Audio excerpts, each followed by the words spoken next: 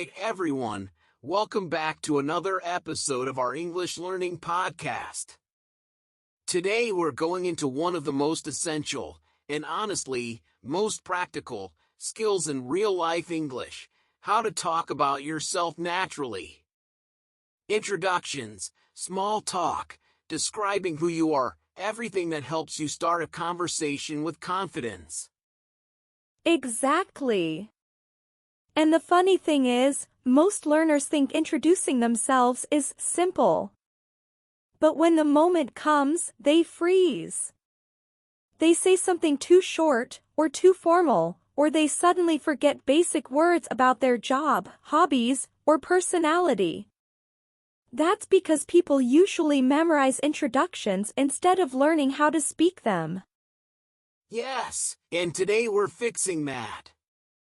We're going to break down how real people actually introduce themselves in English. No textbook cliches like "my name is," "I am from," "I am 25 years old." We're talking about natural rhythm, identity, and how to make your introduction sound alive.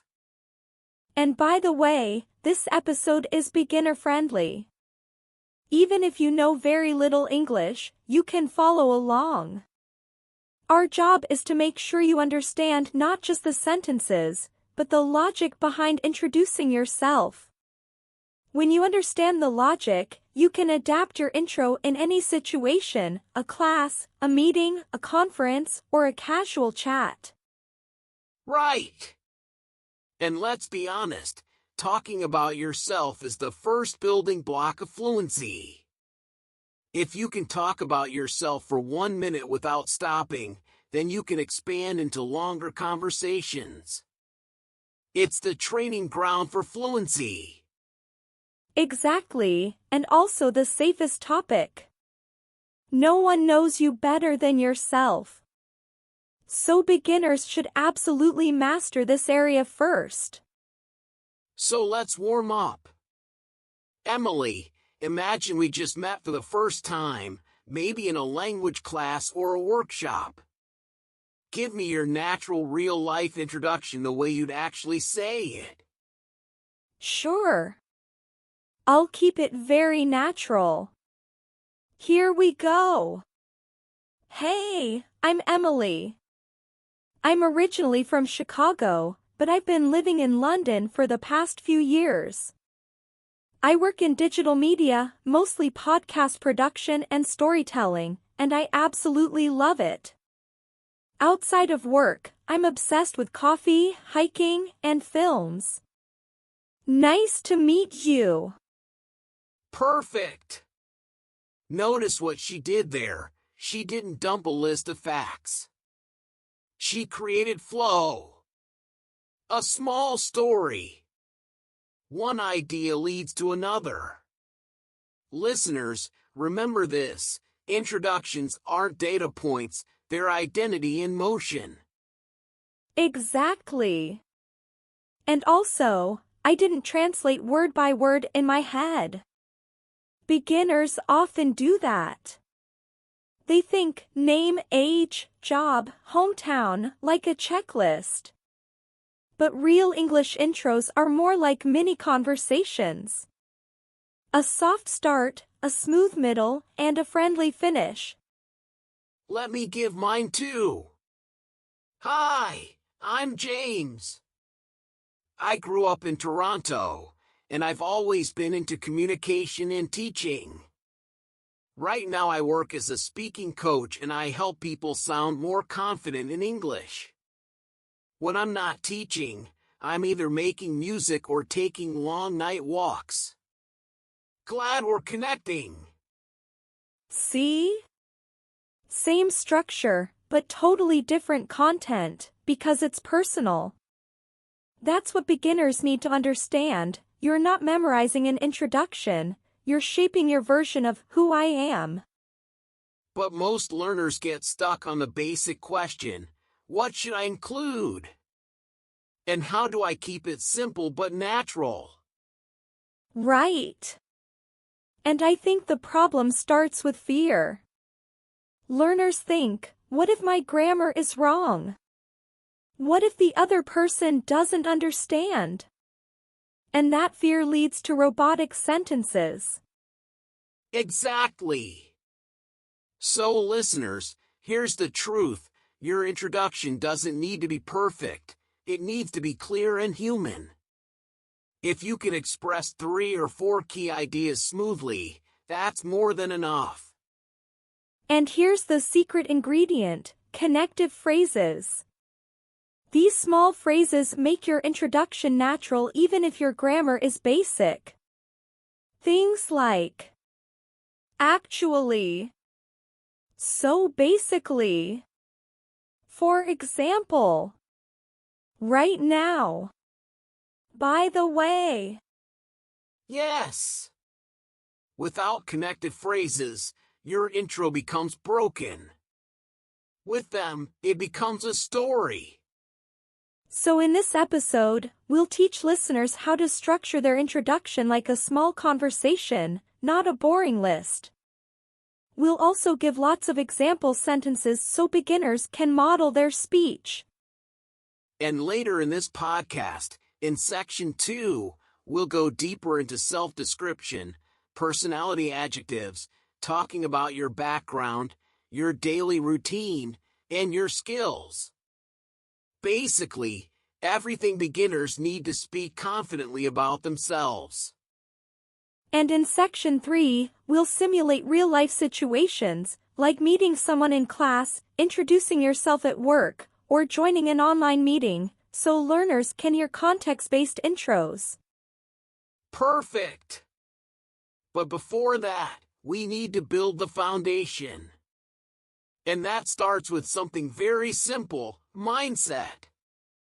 Learners need to see introductions not as a school exercise but as a moment of connection. Exactly. When you speak to someone, they're not evaluating your grammar, they're trying to understand who you are. If you relax into the moment, your English automatically sounds smoother. Let's dig deeper into this mindset now. So James, before we dive into real examples for beginners, I want to highlight something. When people introduce themselves, they often forget why they're introducing themselves. They're not doing it to pass an exam, they're doing it so the other person can build a picture of them. That picture needs movement, emotion, and a little personality. Exactly. And that's why we're going to teach our listeners how to add micro details. Not big stories, just tiny elements that make your introduction sound human.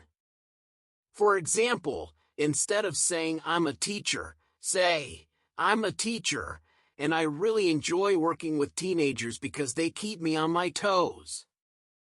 That's one extra line, but suddenly you're a full person, not a label. Right. And beginners can do this even with simple vocabulary. They can say things like, "I like cooking, simple food, nothing fancy," or "I like music, mostly quiet music when I'm working." Those extra 4 or 5 words make your English sound natural, not robotic. And honestly, Emily, this is where learners need to drop the perfection mindset. They think micro details require advanced grammar, but they don't. You can express your personality with B1 or even A2 English if you keep the sentences small and connected. Exactly. You don't need big grammar to sound real. You need rhythm. Let me show the listeners a bad, unnatural introduction that I hear from students all the time. Hello. My name is Emily. I am from Chicago. I am a podcaster. I like movies. It's correct. But it's dead. Yeah, that's the classic textbook zombie introduction. Now listen to the same introduction with very simple changes. Hey, I'm Emily. I'm from Chicago originally, but I live in London now.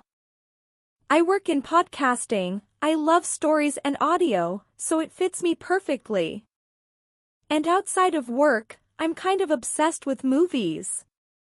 This version uses basic grammar, but it feels alive. See? That's exactly the point.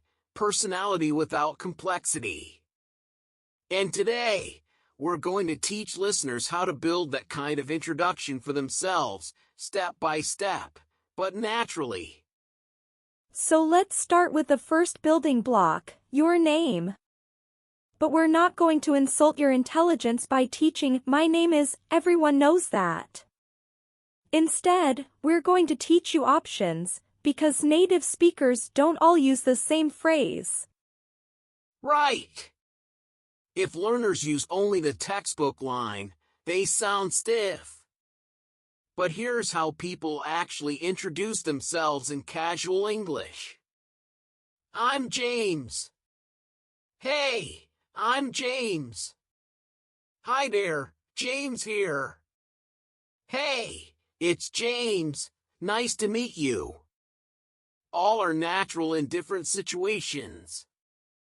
And tone matters. My name is James isn't wrong, it's just more formal. It's what you'd say in a job interview or on the first day of class when the teacher asks everyone to introduce themselves. Exactly. So listeners should choose based on context, and we'll practice that later in section 3. Now after your name comes your origin, but again, we're doing this the natural way, not the boring, rigid way. People don't usually say, "I am from Spain." They say, "I'm from Spain," or "I'm originally from Spain," or "I grew up in Spain." Yes, and each one has a different meaning. I'm from Spain focuses on birthplace or identity. I grew up in Spain focuses on childhood and culture. I'm originally from Spain implies you probably moved somewhere else later. Exactly, it gives the listener movement. Humans love movement in stories. When you say, "I'm originally from Brazil, but I live in Berlin now," your introduction becomes a tiny narrative. And that narrative creates connection. People will immediately ask, "Oh, why Berlin?" or "How long have you lived there?" That's how conversations become effortless. Let's test this with a simple prompt for beginners. James, give me the simplest, beginner-friendly introduction that still feels natural and warm. All right, here's a clean, beginner-friendly version. Hi, I'm James. I'm from Canada originally, but I live in the UK now. I teach English, and I really enjoy helping people speak more confidently. In my free time, I like walking and making music. Nice to meet you. See? That's perfect. No complex grammar, but it sounds complete. The key elements are name, origin, current location, job or role, one or two interests, a friendly closing. And the magic is in the transitions. And in my free time, these small connectors make your introduction flow. And listeners, don't worry if your English is much simpler than this. Even A1 learners can do a version of this by shrinking the sentences. Hi, I'm Sarah. I'm from Turkey. I live in Ankara. I work in a bank. I like books. Still simple, but if you add just one connector. Hi, I'm Sarah. I'm from Turkey, and I live in Ankara. I work in a bank, and I like books. It already sounds smoother. Yes, The connectors are the difference between sounding like a beginner and sounding like a beginner with confidence. And confidence is what makes you memorable. It's what makes people want to keep talking to you. Now let's shift to another core element, how to talk about your job or what you do, but in a natural, non-robotic way. Good idea, because people usually answer this question terribly. They either give a one-word answer, I'm an engineer, or they go into a long, complicated explanation with vocabulary they can't even pronounce. Exactly. Listeners, keep it simple but with meaning. Something like, I'm an engineer. I work mostly on building small home systems. Or, I'm a student. Right now I'm studying computer science. You're not giving your life story. You're giving enough for the conversation to continue. And if your job is hard to explain, use the simple version technique.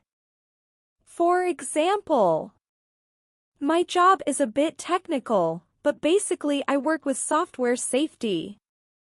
That phrase, basically saves learners from stress.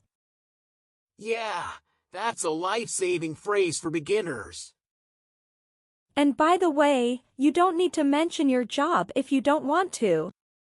You can talk about your daily routine instead. I'm not working right now. I'm taking a break and focusing on my health. Or, I'm studying, but I also help my family business. That's still a valid introduction. Exactly. Introductions are flexible, not formulas. And now that we've covered name, origin, location, job, and interests, we can start combining them into longer, more natural introductions. You know what, Emily? Before we move to the big examples, I want our listeners to understand one more thing. Don't rush. Pause naturally between ideas, but don't freeze. The introduction should feel like walking, not sprinting. Absolutely. And in the next part of the podcast, we're going to build full, natural introductions for different real-life situations, class, work, online meetings, and casual encounters. And we'll show multiple versions for beginners and intermediate learners. Exactly. So stick around, section 3 is going to be really practical. All right, everyone, let's wrap this up. Today we covered the essentials of introducing yourself naturally, your name, where you're from, what you do, and a little bit of your personality. Nothing complicated, just clear, human English. Exactly. And remember, your introduction doesn't have to be perfect. It just has to sound real. Keep the sentences short, use simple connectors, and give small personal details. That's enough to make your English feel alive. If you practice the examples we gave today, you'll be able to introduce yourself confidently in almost any situation, classes, meetings, online sessions, or casual conversations. And honestly, the only way to get comfortable is repetition. Record yourself, listen again, fix the rhythm, and try the next day. That's how fluency grows. All right, that's it for today's episode of our English Learning Podcast. If this helped you, make sure to subscribe to the channel so you don't miss future lessons. Thanks for listening. See you in the next episode.